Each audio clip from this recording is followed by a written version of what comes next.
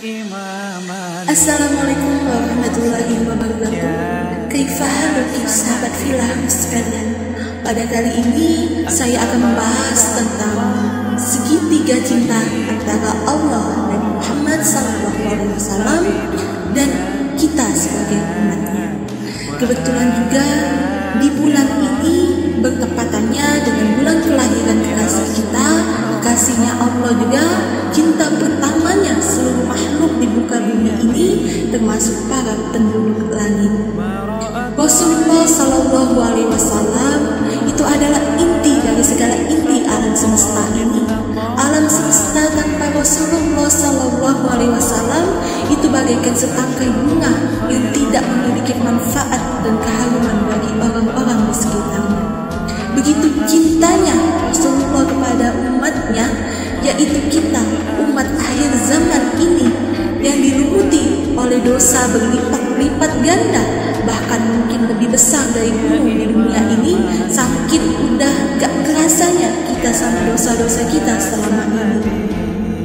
Sebelum kita dilahirkan di dunia ini, Rasulullah SAW itu sudah cinta banget sama kita sampai waktu kejadian Isra dan Mi'raj yang diminta sama beliau itu ketika beliau ketemu sama Allah, bukan minta untuk kepentingan kerabatnya, apalagi untuk istri dan anaknya, melainkan hal yang pertama beliau minta di hadapan Allah adalah keselamatan para umatnya. Bayangin aja begitu cintanya Rasulullah kepada kita semua.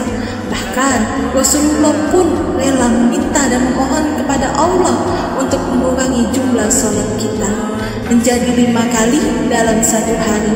Mengapa Rasulullah memohon diringankan kepada Allah untuk para umatnya? Karena beliau tahu bahwa kita sebagai umatnya tidak akan mampu untuk melaksanakan sholat dengan jumlah yang banyak dalam satu hari. 5 kali itu udah paling dikit banget. Tapi kenapa kok bisa masih saja ditinggalkan dengan alasan dunia? Apakah itu pembalasanmu kepada Rasulullah Sallallahu Alaihi Wasallam yang sudah mencintai kita melebihi dia mencintai dirinya sendiri? Suatu hal yang sangat dusta ketika lisanmu bahkan berkas-berkas penting duniamu yang tertuliskan agamanya adalah Islam, namun ketika azan berkumandang malah pada sibuk sama urusan dunia sendiri. Allah itu gak pernah butuh sama hambanya. Kalian mau kayak gimana pun ninggalin Allah, yang rugi itu bukan Allah melainkan dirimu sendiri. Rasanya malu kalau tiap hari pingin sukses, pingin kaya, tapi kepalanya susah buat sujud di atas sejadah. Ketika di akhirat nanti, siapa yang akan menolong kita? Sudah tentu Rasulullah Sallallahu Alaihi Wasallam. Beliau belum mau masuk ke dalam surga sebelum para umatnya masuk terlebih dahulu. Masya Allah, bukan? Coba kalau kita yang di posisi Rasulullah, gak bakal mau nunggu orang lain mau masuk surga, pasti langsung duluan masuk ke dalam surga. Tapi enggak sama Rasulullah, beliau setia pada kita sebagai umatnya. Bahkan ketika Siti Aisyah radhiyallahu anha meminta doa kepada Rasulullah, apakah kalian tahu siapa yang didoakan oleh Rasulullah di saat itu?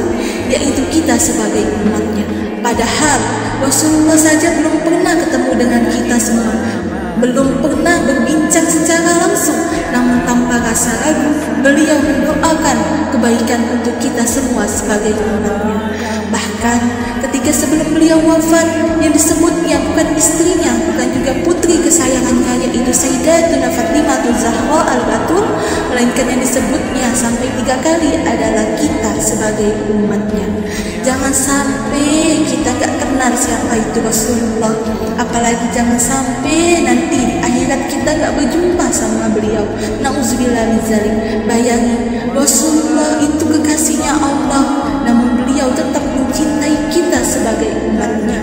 Sungguh indah cinta segitiga ini antara Allah, Nabi Muhammad SAW dan kita sebagai umatnya. Jangan pernah melukai hati Rasulullah dengan kita berbuat maksiat dan melanggar aturan Allah. Yantahi hatta